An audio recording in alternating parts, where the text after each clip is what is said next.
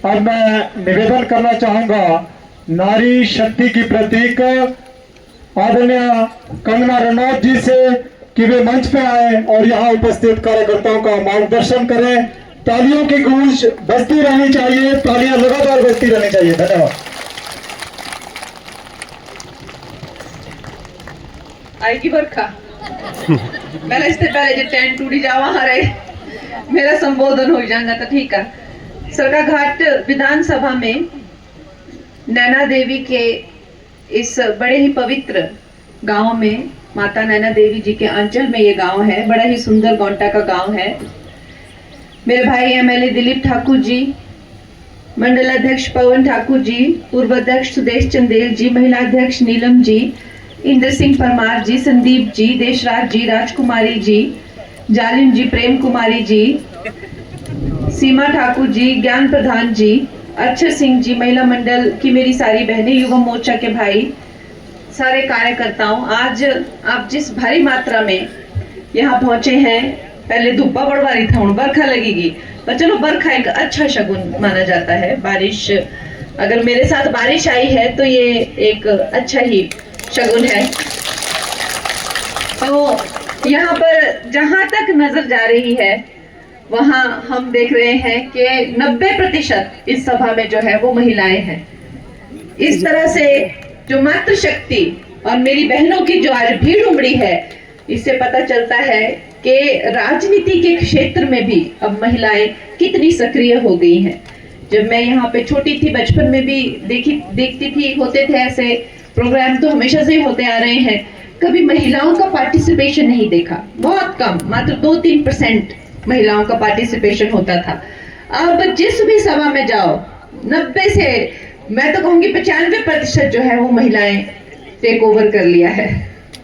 इसमें कोई, मैं नहीं कहती कि कुछ भी इसमें गलत है, क्योंकि हमारी भारत हो या किसी भी देश की जो है वो आबादी 50% जो है वो महिलाएं ही होती हैं। तो ये सौभाग्य जो आया है और जो मैंने खासकर देखा है कि जब से भारतीय जनता पार्टी सत्ता में आई है, पहले राजनीति भी एक विलासिता का ही एक काम माना जाता था। अक्सर ये लोग शराब पीनी, इन्होंने घोटाले करने, महिलाओं को तंग करना, कई तरह के स्कैम में फंसना, तो जाहिर सी बात है दिन रात कौन अपनी बेटियों को, अपनी माताओं को, बहनों को इस ऐसे काम में जो है सक्रिय होने देगा।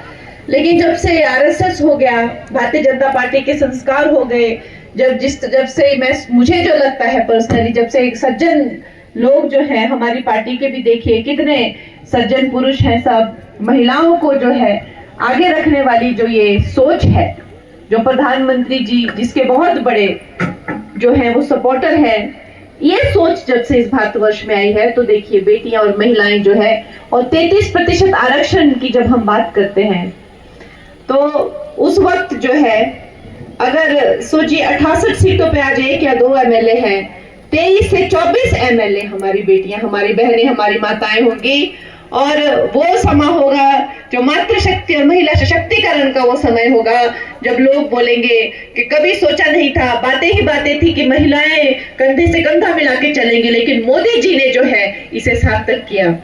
कुछ लोग मुझसे बड़ा, खासकर मीडिया के जो बंधु हैं हमारे, मेरी बड़ी निंदा करते हैं कि मैं कहती हूँ कि भाई मोदी जी अवतार है, मोदी जी एक साधारण मानव नहीं है। देखिए, हमारी एक ऐसी धरती से हम कहते हैं कि यहाँ के कण कण में जो है वो शंकर हैं, लेकिन ये बात स्वाभाविक है कि जिस इंसान का एक पूरा जीवन ही एक संघर्ष रहा हो, चाहे वो उन्होंने अपने परिवार में देखा हो या चाहे वो उन्होंने अपनी पार्टी के जरिए देखा हो, चप्पा चप्पा उन्होंने इस देश का छान मारा। 10 साल से ज्यादा तो ये वो हिमाचल में रहे हैं, हिमाचल की हर स्थिति को समझते हैं, हर घर को, हर परिवार को, हर वर्ग को समझते हैं, और वही हिसाब हर क्षेत्र का है। ऐसा उन्हें इस तरह की उनका भाग्य रहा है, इस तरह का उनका तजुर्बा रहा है, भगवान ने जो है उनको इस तरह का जीवन दिया है। तो दोस्तों, इसमें क्या बुरी बात है अगर मैं कहती हूँ कि उनका जो जन्म है इस देश के उद्धार के लिए हुआ है, जब उनका जीवन ही समस्त एक संघर्ष का स्वरूप रहा है। दोस्तों, इसमें कोई दो राय नहीं है कि जो लोग बहुत संघर्ष करते हैं उनमें इस तरह की जो है वो शक्तियां उत्पन्न होती है, या तो संघर्ष उन्हें खत्म कर देता है या तो वो संघर्ष को खत्म कर देते हैं। तो दोस्तों, अगर हमारे आज प्रधानमंत्री हैं, चाहे 370 धारा हटानी हो, चाहे ट्रिपल तलाक हटाना हो, चाहे उन्होंने हमारी बहनों माताओं का जो उद्धार किया है, आयुष्मान हो, चाहे आप सब सक्रिय कार्यकर्ता है, आपको बताने की जरूरत नहीं है।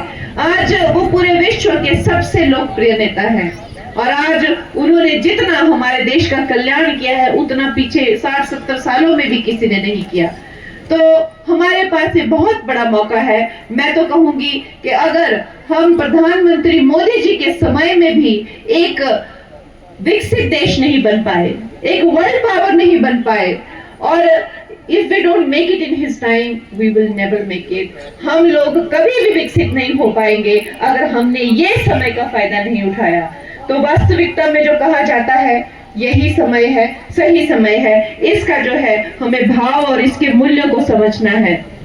क्योंकि लोग आएंगे, लोग जाएंगे, बहुत नेता आए भी हैं और बहुत नेता आएंगे भी, लेकिन आपने देखा है कि 2014 से पहले सरकारें नहीं चलने देते थे, पार्लियामेंट पे हमले करा देते थे, सड़कों पे उतर जाते थे। हमारे मुंबई जैसे क्षेत्र में 5 स्टार होटलों में बैठे हुए मेरे दोस्त हैं आशीष करके, जो फिल्मों में काम करते हैं, उनके भाई बहन को, जीजा और बहन को भी जो है वो शूट आउट में 26/11 में उनकी हत्या हो गई थी। हम लोग सब सड़कों पे उतर जाते थे, कैंडल मार्च करते थे, कुछ फर्क नहीं पड़ता था। हर जगह जो है विस्फोट हो रहे हैं, पर पाकिस्तान अलग धमकियां दे रहे, और तो और हमारे पार्लियामेंट तक भी पहुंच गए हैं। और आज देखिए, जब वक्फ बोर्ड का फैसला आता है, जब हमारे जो होम मिनिस्टर हैं वो वक्फ बोर्ड को जो है पूरा बता रहे हैं कि भाई समझने की कोशिश करो, इस देश में या किसी भी देश में कोई भी व्यक्ति विशेष, कोई भी संस्था, कोई भी धर्म कानून से ऊपर नहीं हो सकती है, लेकिन समझ ही नहीं रहे हैं, उत्पात मचा रहे हैं, चिल्ला रहे हैं जोर जोर से। तो ये बात सही है कि जो कांग्रेस के लोग हैं उन्हें पता है कि सही क्या है, गलत क्या है, लेकिन उनको कुछ पड़ी नहीं हुई है, उन्होंने अपनी बदमाशियां करनी है, तो अब क्या कर लेंगे उनको समझा के। और फिर उन्होंने बातें करनी शुरू की विपक्ष ने कि बताओ हम सड़कों पे आ जाएंगे, हम खून खराबा कर देंगे। और हमारे होम मिनिस्टर जी ने ललकार के बोला कि देखो मैं ये बिल लेके आऊंगा और मैं देखता हूं कौन हंगामा करता है और कौन यहाँ बदमाशी करता है दोस्तों। और जैसे उन्होंने ललकार मारी तो सारे विपक्ष के लोग हैं वो बैठ गए। बारिश आ गई है और ये एक बहुत ही शुभ संकेत है कि जैसे ही हमने यहाँ पे ये सभा बिठाई और हमने यहाँ भगवा झंडे लहराए, मोदी जी का नाम लिया, तो इंद्रदेव भी प्रसन्न हो गए और यहाँ पे जो है उन्होंने बारिश शुरू कर दी।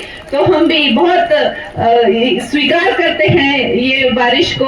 और दोस्तों, बातें बहुत है कहने के लिए, लेकिन अब मैं संक्षिप्त में रखूंगी। सभी जो घर काम में पता नहीं क्या क्या पायरा सुकने जना ओ खचली गए, ओ मैं तो मिर्चा पाई थी सुकने, ओ मैं तो कपड़े पाए थे सुकने। तो खैर वो तो हमारी जीवन शैली हिमाचलियों की ऐसी है, धूपा निकले है सब कुछ बार खिंदा खिंदोलुआ पाई दे। तो दोस्तों, आज आप लोग यहाँ पे आए और आपने अपनी बेटी को, अपनी बहन कंगना को जो ये सौभाग्य दिया है कि भाई इन लोगों ने तो बड़ी कोशिश की कि मंडी का नाम जो है खराब करे। भाई मंडी की बेटियों के क्या भाव हैं, भाई मंडी कैसी मंडी है, वो कैसा बाजार है, वो इन्होंने बड़ी कोशिश कर ली, लेकिन इनकी एक भी कोशिश कामयाब नहीं हुई। और मेरे बहनों ने और मेरे भाइयों ने जो है मुझे संसद भवन पहुंचाया, उसके लिए मैं सदा आपकी ऋणी रहूंगी। चलो हम सीख देनी है, सारे अपने अपने घर निकलाए। बहुत बहुत धन्यवाद, आप लोग आज यहाँ आए और मुझे सुना। और ये सक्रिय अभियान जो है ये जारी रहना चाहिए। विकसित भारत का 47 का सपना मोदी जी का साकार होना चाहिए और अब की बार 68 की 67 सीटें हम लोग मोदी जी की झोली में डालेंगे। एक बार मेरे साथ बोलेंगे, भारत माता की